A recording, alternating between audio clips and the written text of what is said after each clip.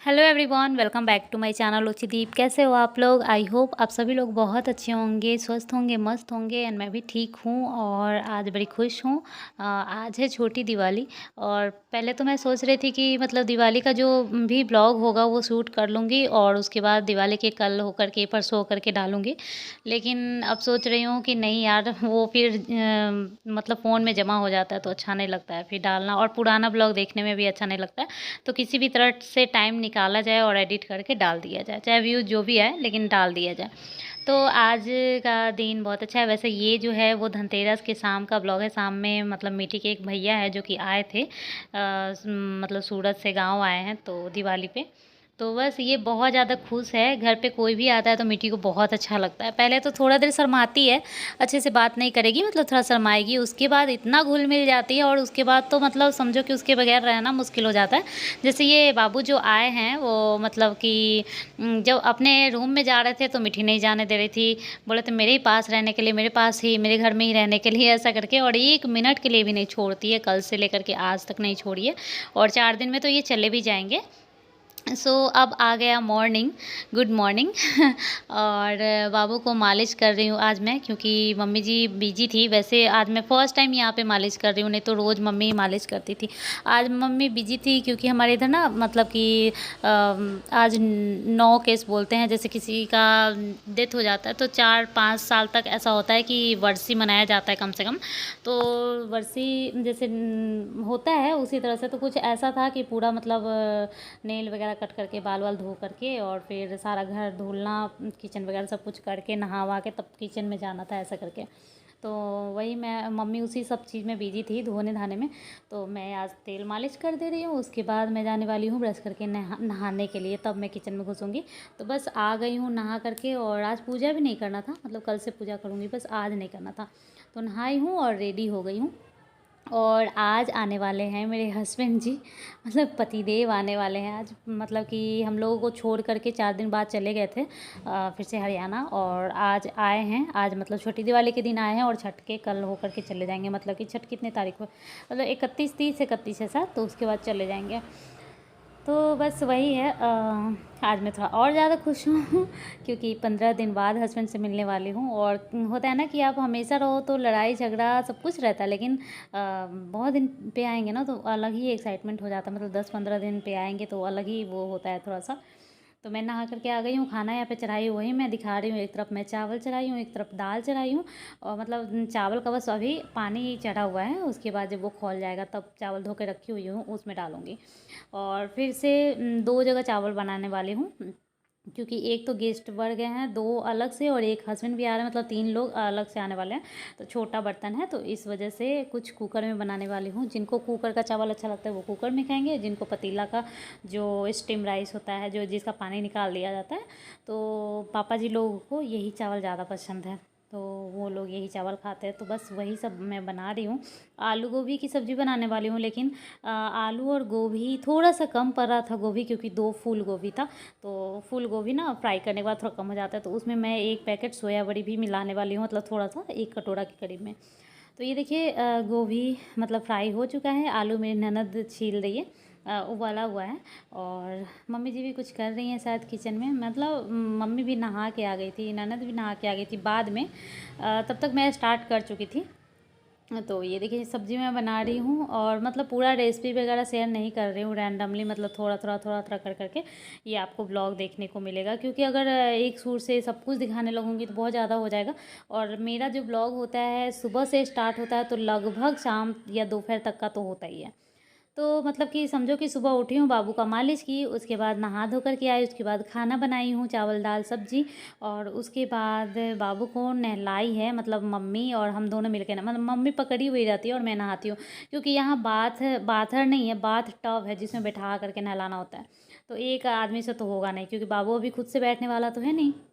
इसको नहला करके लाई हूँ। उसके बाद इसको फ्रेश कर रही हूँ, मतलब इसको ये देखिए ना क्या हो गया था, वो जो गले में पहनाई हूँ ना, वो उसमें हाथ मतलब चला गया था। मुझे बहुत ज़्यादा बेकार लगा, मतलब ध्यान नहीं गया और हाथ चला गया। तो मुझे ऐसा लग रहा है ना कि गर्दन में कहीं दुख ना गया हो। बहुत ज़्यादा अपने मन में गुस्सा आया। और ये मैं भोला बाबा का मतलब शंकर जी का वो पहनाई हुई हूँ माला, जो कि बाबा धाम का है, तो इसको निकाल भी नहीं सकती, तो इसको बस छोटा की हूँ। मुझे मतलब कभी कभी ना कुछ हो जाएगा ना खुद से ही, तो बहुत रिग्रेट होता है, बहुत गिल्ट फील होता है कि यार कैसे कर दिया मैंने, मतलब अजीब लगते रहता है। तो बस वही है, थोड़ा सा मतलब उसमें हाथ चला गया, तो मुझे ऐसा लगा कि मैं नहीं देखी हूँ, वही मैं गर्दन के पास देख रही हूँ कि कहीं रेड तो नहीं हो गया ऐसा करके। और तो बाबू भी नहा लिया, बाबू को मैंने कपड़ा पहना दिया है, थोड़ा सा काजल का वो टिक्का कर दूंगी। और यहाँ तो रोज़ ही इसको काजल होता है, एक बार क्या बोलूँ, दो दो बार होता है। एक बार तो ये सोकर उठता है और मम्मी आ जाती है मतलब 6 बजे के करीब में, और इसको मच्छर जाली से निकालती है, मतलब नेट से बाहर निकालती है, और मुंह वगैरह जो है पानी से कपड़ा भिगा कर पोंछ देती है, फिर काजल लगाती है, पाउडर लगाती है, फिर इसको नीचे ले जाती है, पापा जी के पास छोड़ते हैं। और फिर पापा जी थोड़ा सा इधर उधर घुमा देते हैं रोड पे, मेरा रोड पे ही घर है एकदम, रोड घर से निकलो और रोड है, तो थोड़ा घुमा देते हैं। तो एक बार ये एकदम सुबह में रेडी हो जाता है, उसके बाद फिर 11 बजे के करीब में नहाता है, तो थोड़ा सा फ्रेश होता है, तो फिर से काजल लगाती है मम्मी। तो अभी मम्मी नहीं आई हुई थी, तब तक मैं टीका लगाई हूँ और वही कॉम्ब कर दे रही हूँ सब कुछ करके इसका। उसके बाद इसको मतलब कि फीड करा करके सुलाना है। अभी तक मैं खाना नहीं खाई हूँ। वैसे तो कभी कभी ऐसा होता है कि बाबू को नहाने के बाद फीड करा के सुला करके मैं खाना खा लेती हूँ, लेकिन आज हस्बैंड आने वाले हैं, तो हस्बैंड के साथ ही मैं खाती हूँ, तो साथ ही खाऊँगी। और थोड़ा सा लेट हो गया है, थोड़ा सा क्या मतलब 2 घंटा लेट हो गया है। ट्रेन से आए थे, जिस ट्रेन से, वो ट्रेन ही लेट था, मतलब 2 घंटा लेट हो गया है। और उसके बाद पटना तक का रहता है, उसके बाद पटना से गांव तक आने में टाइम लगता है। अगर मैं आती हूँ तो 4 व्हीलर जाता है यहाँ से, गांव से, और फिर आते हैं हम लोग। लेकिन हस्बैंड खुद अकेले आते हैं, तो वो बस से भी आ जाते हैं। मतलब जेंट्स लोग का अलग होता है, जेंट्स लोग खुद कैसे भी रफली आ जाते हैं, लेकिन हम लोगों का थोड़ा अलग अलग होता है। तो उसके बाद सब कुछ हो गया था, अभी किचन का भी सब कुछ हो गया था काम वाम, तो मैं अपना काम करने लगी थी इधर उधर। और फिर हस्बैंड आ गए थे, मुझे पता भी नहीं। लास्ट टाइम जब बात हुआ था तो लगभग रूम पे घर पे पहुंचने में 1 या 1.25 घंटा था बाकी था। उसके बाद काम में पता नहीं चला 1 सवा घंटा कब बीत गया और ये आ भी गए। तो बस अचानक से मतलब आवाज़ सुनाई दिया मीठी का, पापा आ रहा है, पापा आ रहा है। तो मैं बाबू को लेकर के जा ही रही थी इनके पास, तो तब तक ये आ गए थे। और जब ये आते हैं बाहर से कहीं, तो बाबू को या फिर मीठी को गोदी नहीं लेना चाहते रहता है। हम लोग मतलब दे भी देते हैं तो भी नहीं लेना चाहते रहते हैं, लेकिन फिर भी अभी थोड़ा सा ले रहे हैं। और फिर मतलब इनको अभी नहाना है, कुछ भी नहीं, मतलब अभी आए ही हैं जस्ट, उसके बाद नहा करके फ्रेश होकर के तब। लेकिन मीठी कहाँ मानती है, मीठी तो आते ही एकदम, पापा ये देखो वेलकम कार्ड बनाई थी, मतलब मैं बोली थी बना लो, तो बनाई थी, मैं बोल रही हूँ पैर छूने के लिए, तो ये देखिए कैसे नाटक कर रही है। क्योंकि जब से समझ है इसको इन सब चीज़ों का, तब से तो ये साथ में ही रह रही थी। वैसे तो हमारा हमेशा का लगा ही रहता है ऐसा कि मैं ससुराल में आती हूँ, 3-4 मंथ रहती हूँ कम से कम, उसके बाद ही जाती हूँ।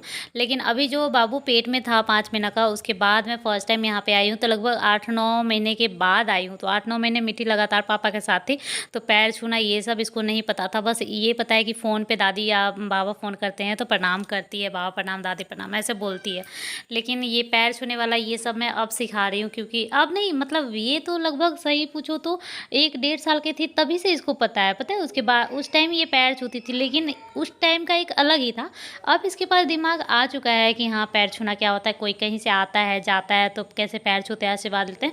ये सब चीज़ फिर से मैं स्टार्ट कर रही हूँ, क्योंकि कुछ दिन ये सब चीज़ जब तक वहाँ पे थी तब तक एक तरह से बंद ही हो गया था। जब वहाँ लोग आ रहे थे, बाबा दादी लोग या फिर मौसी लोग या फिर मामा लोग, नानी लोग, सब आ रहे थे जा रहे थे, तो मैं बोलती थी प्रणाम करने के लिए। लेकिन अभी वो चीज़ का हैबिट नहीं हुआ है, लेकिन अभी मैं सोच रही हूँ कि हमेशा ऐसा करवाऊँगी तो इसको आदत रहेगा। तो ये सही है, क्योंकि ये सब एक संस्कार है जो कि बचपन में सीख लेता है तो सही रहता है, बाद में वही शर्म आने लगता है जो चीज़ आप नहीं करो तो बस नहीं चाहते हुए भी बाबू को भी ले ही लिए हैं गोदी में, और मीठी को भी गोदी में ले ही लिए हैं। उसके बाद मैं फिर से अपना काम करने लगी हूँ और हस्बैंड चले गए हैं नहाने। और मेरे हस्बैंड जब कहीं बाहर से आते हैं ना, तो सबसे पहले तो पापा मम्मी लोग को प्रणाम कर लेंगे, उसके बाद मतलब भाई बहन सब लोगों से मिल लेंगे। उसके बाद मेरे रूम में एकदम थोड़ी देर के लिए आएंगे, आधा मिनट 1 मिनट के लिए, और फिर निकल जाएंगे। उसके बाद आराम से जब खाना पीना हो जाता है, नहा वहा लेते हैं, सब कुछ कर लेते हैं, उसके बाद आएंगे तो थोड़ा देर रुक सकते हैं, नहीं तो उनको मेरे रूम में आने में बहुत शर्म आता है रुकने में बहुत शर्म आता है। तो एकदम मिलेंगे और तुरंत निकल जाएंगे। तो आज जो भी हुआ है, मैंने सारा कुछ रहने दिया है। सूट जो भी किया है, मैं पहले से काम कर ही रही थी, सूट चल ही रहा था, वो आया है तो सब कुछ आज रहने दी हूँ, जो भी सूट हो गया है।